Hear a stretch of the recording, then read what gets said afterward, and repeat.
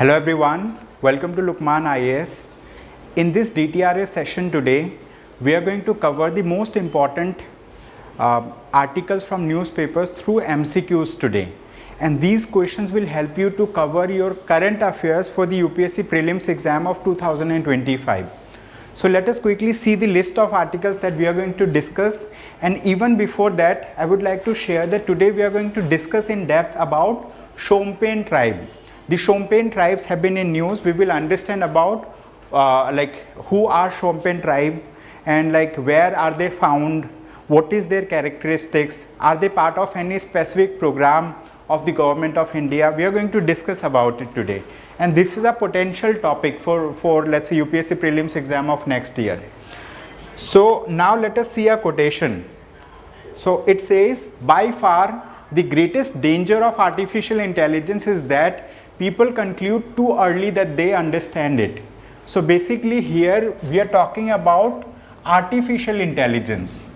Now when we talk about artificial intelligence, we know it is a kind of next generation technology. It is being developed right around the world, and we have seen that artificial intelligence can work in different domains. We have seen it is employed in large language models also. It is employed for creating deep fake videos as well. It is employed for creating images, and artificial intelligence systems are used in automatic driving vehicles also, driverless cars as well. But the thing is, people see that artificial intelligence is only this much. However, the domain in which artificial intelligence can operate is enormous.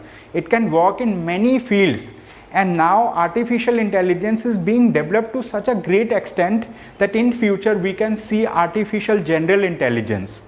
What do we mean by artificial general intelligence? It means when the capacity of the artificial intelligence systems becomes so enormous that it surpasses the human intelligence.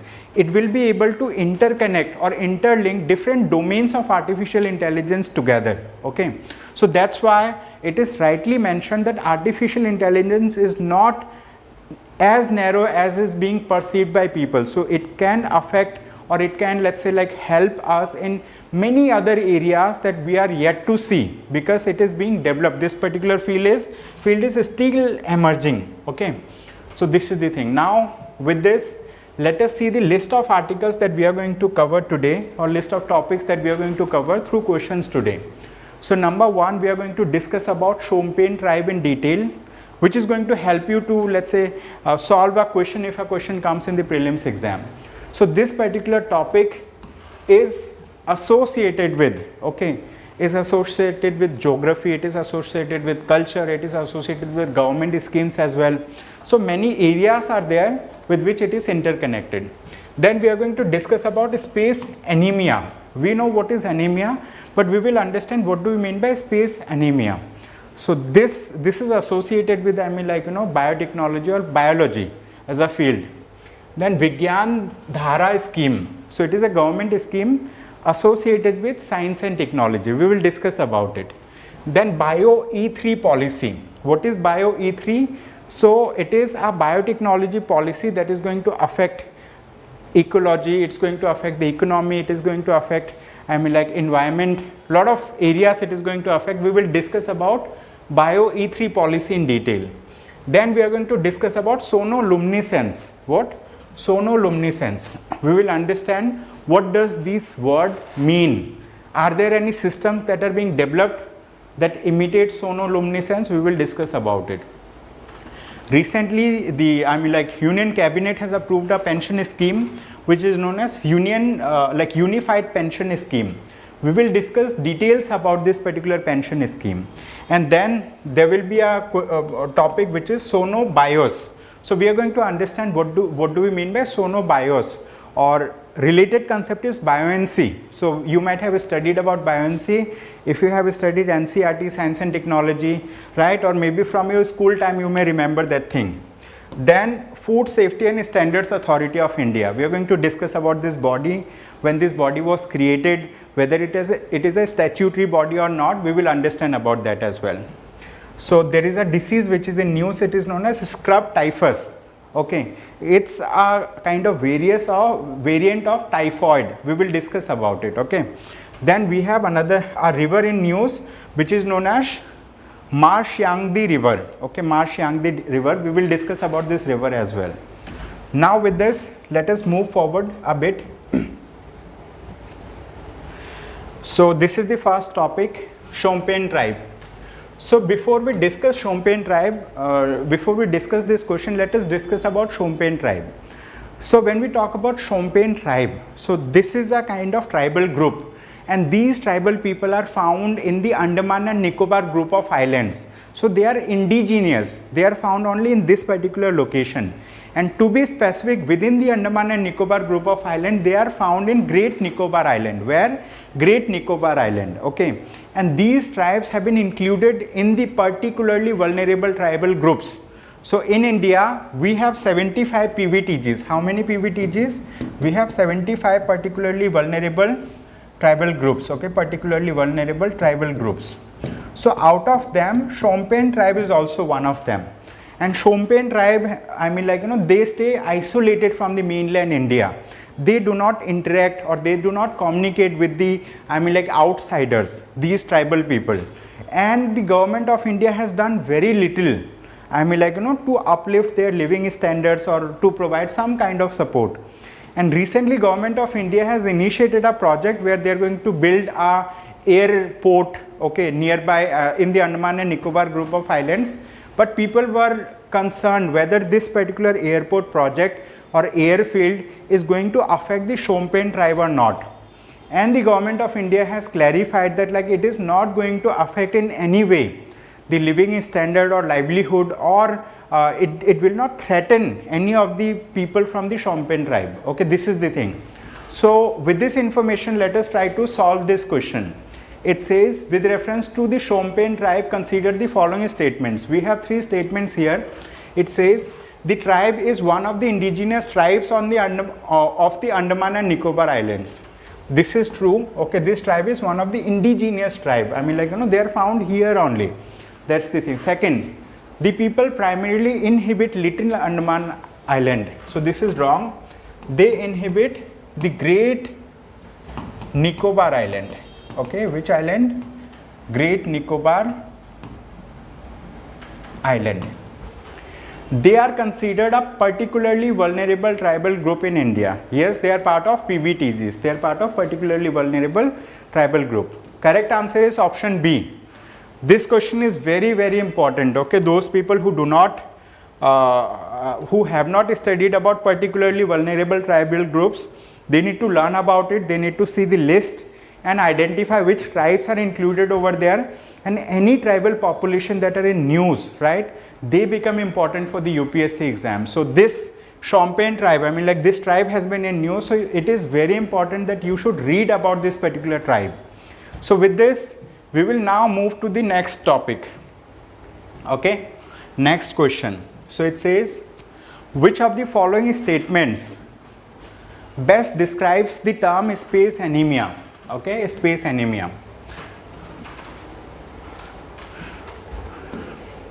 Correct answer is option C. It refers to a condition where astronauts experience reduced red blood cells while in space. Okay, generally those people who are staying on the surface of Earth, all of us, right, all of us, like in our body, 2 million red blood cells are produced every second, and they are being destroyed also. I mean, like, you know, there is a kind of replenishment of red blood cells and WBCs. So, like, you know, their rate of generation and rate of, I mean, like, you know, expiry is different. Okay, so on the surface of Earth, it is about 2 million RBCs produced every second, and they are destroyed every second. But what happens, like, is this rate same if someone goes to microgravity environment?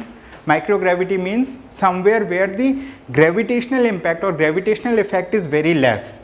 So someone who is in the International Space Station, okay, which is around 400 kilometers away from the surface of the Earth, will he experience the same amount of gravitational field or force as we experience on the surface of the Earth? No. That person is going to experience very less gravitational pull. So there, I mean, like, you know, the body generally requires lesser oxygen. Like we require more oxygen, but they require lesser oxygen for, I mean, like, you know, the activities. So the thing is, like, more number of RBCs are being destroyed. Around 3 million RBCs are destroyed per second, and that much is not being generated. So those astronauts who are in the International Space Station or who are in the microgravity environment, they face, I mean, like, you know, weakness, because, like, you know, their RBCs get destroyed more, and they do not need that much bone strength also. So their bone, I mean, like, you know, this also gets weaker over a time period.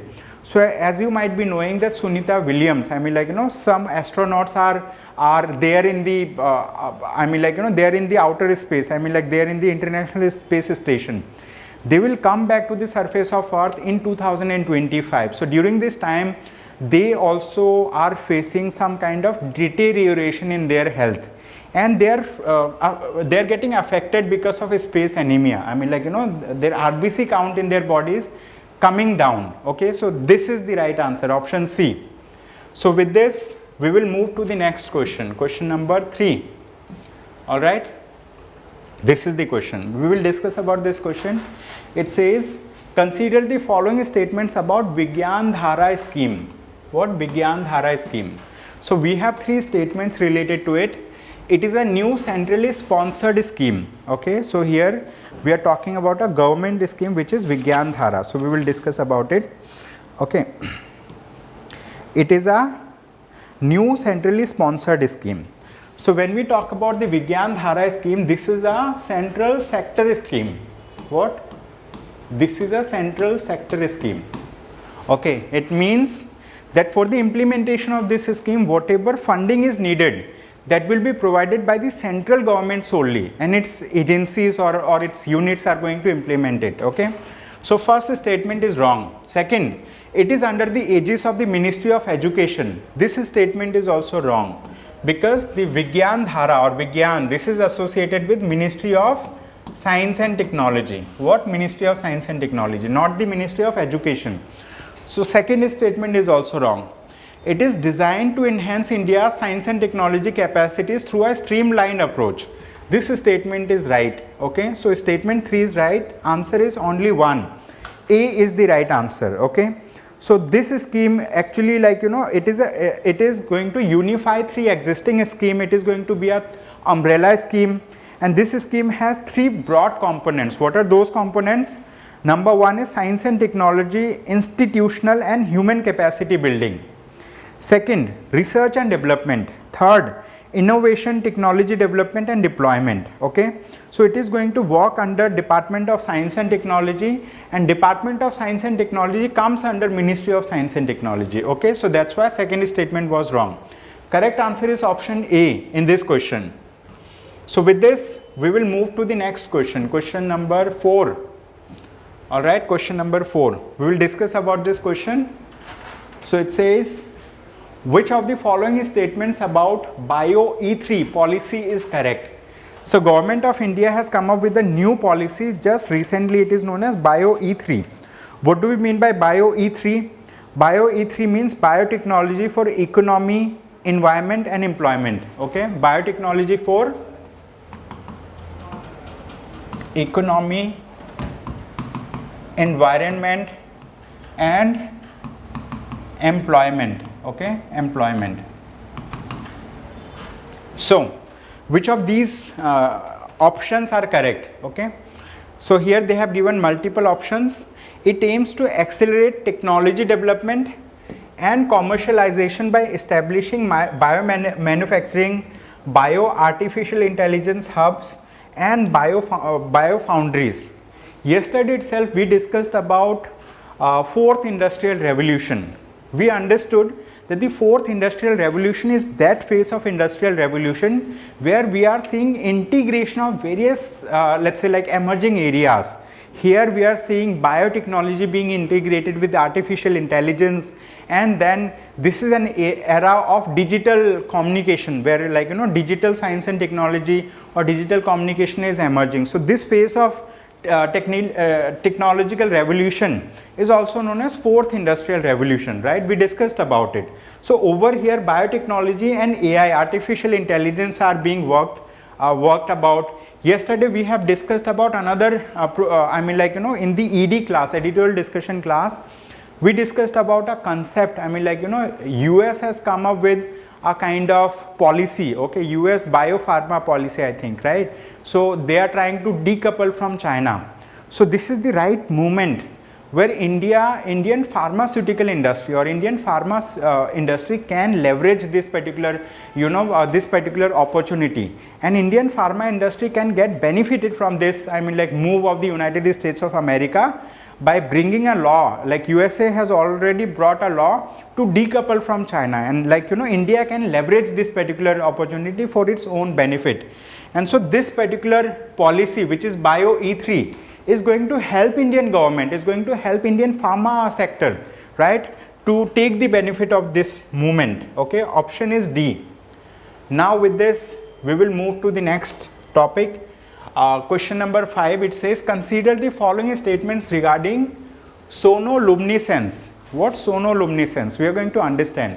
So on one side they have written Sono and then Luminance. Okay, so there are two words, you can connect these two words and get the meaning. Sono means something associated with signs, sound.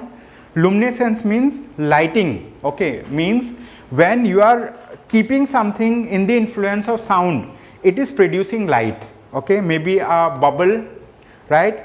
If you subject that bubble under certain sound conditions, it is going to produce light. That is known as sonoluminescence. So it says it is a phenomenon in which small gas bubbles in a liquid emit light when subjected to intense sound waves. Okay, so bubbles are emitting light waves or emitting light when they are subjected to intense sound waves. This statement is right.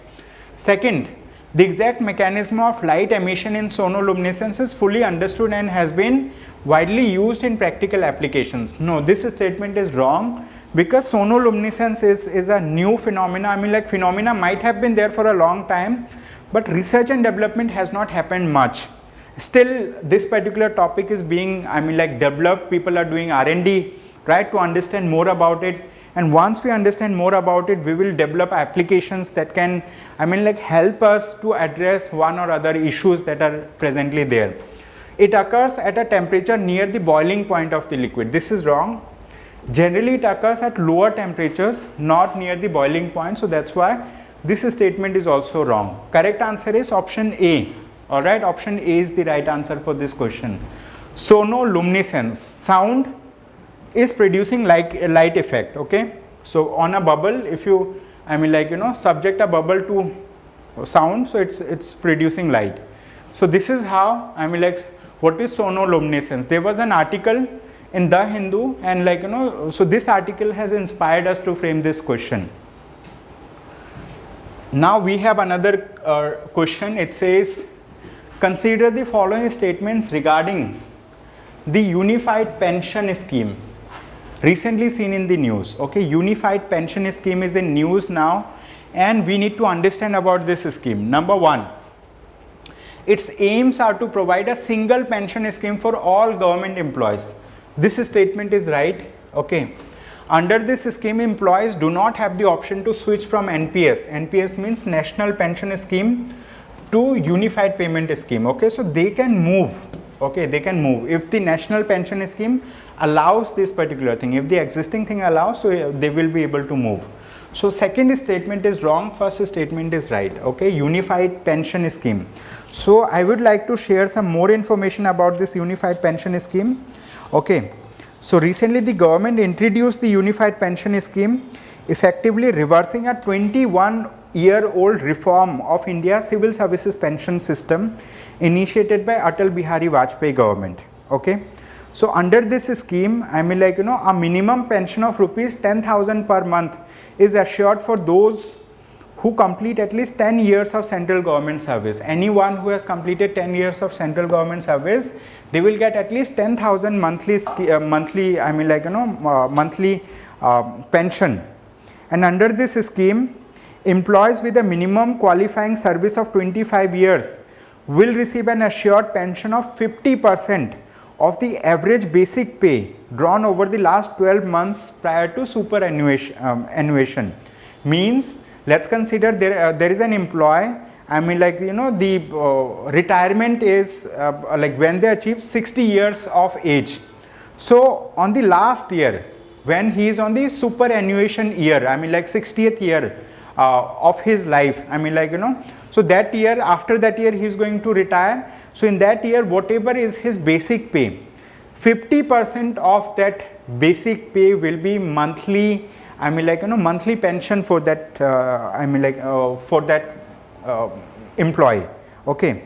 For service periods between 10 and 25 years, the pension will be proportional. So this is about unified pension scheme. Okay. Only statement 1 is correct. Alright, so I have shared further information also.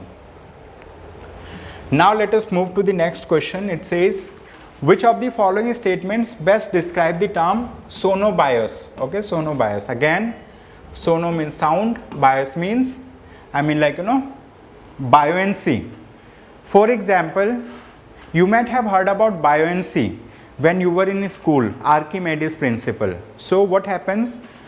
On water, if we put something, either it will float or it will submerge. It depends, it depends on the volume of water that this particular object displaces. If the volume of water that it displaces is, I mean, like, you know, more than its weight or its volume, then it is going to float. If it is going to displace less water, then it's going to, I mean, like, you know, submerge, like that. So there is a, I mean, like, Archimedes principle related to this. So weight and like, you know, volume, that is accounted. But here when we talk about Sono Bias, what is Sono Bias? So Sono Bias is a kind of floating device employed. It is a floating device deployed in water to detect submarines using sound waves. Okay. So you know, submarines are used for warfare purposes, for defense purposes. Submarines are those vessels that stay underwater for a very long duration of time. So what happens? Submarines are stealth vehicles. I mean, like, you know, they can move underwater and they go undetected. Okay, they go undetected. Why? Because, like, you know, they do not emit sound waves, because, like, you know, sound wave absorbing material is there inside submarines, so that stealth activities or stealth reconnaissance activities can be done. But this technology, which is Sono Bias technology, using this, what they are going to do, I mean, like, from helicopters they will drop certain I mean, things on the water, maybe on ocean, and that particular object is going to emit sound waves and it is going to detect the presence of submarines or other activities. So it will be used for defense purposes, for surveillance purposes. Okay, this is the thing. Correct answer is option B. So with this, you see, this is an aircraft. So a Sono Bias drop from this aircraft and it is going to, I mean, like, you know, fall on the I mean, like, you know, ocean or water body. From here it is going to emit sound waves and it is going to detect the presence of any submarine or any underwater vessel. Okay, this is the thing. Now let us move to question number 8. It says, consider the following statements regarding Food Safety and Standards Authority of India. Okay, FSSAI. This body has been in news for a long period of time. It is a statutory body established in 2008. This statement is right. Okay, because there was an act first in 2006, I think, right? Food Safety and Standards Act came, and after then they established this body, right? So this body is a statutory body, means like a body for which an act exists, or an act has, I mean, like, you know, asked for the creation of a body like this. It is under the Ministry of Health and Family Welfare. Which ministry? Ministry of Health and Family Welfare. It is not under the Ministry of Consumer Affairs, Food and Public Distribution. It is responsible for regulating and supervising food safety and standards in India. First and third, only two statements. Correct answer is option B. You can see over here. Okay, option B is the right answer. You can read this question in your free time. You can download this PDF also to, I mean, like, go through the questions and their explanation. Now we have another question. With reference to Scrubtypus, what is Scrubtypus? Consider the following statements. We have 4 statements here. Scrubtypus is a kind of disease which is in news. The Chief Minister of Meghalaya was affected by this disease, that's why it is in news. So it is caused by the bacteria Orientia susugamushi. Okay, this is the name of this bacteria, Orientia susugamushi. It is transmitted to humans by bites from infected mites. Okay, this statement is also right. This disease is more prevalent in colder months. Which months? Colder months. No vaccine is yet available. Okay, so no vaccine is available for this disease. So only 2 statements are right, means option B is the right answer. Alright, option B is the right answer. With this, we will move to the next question.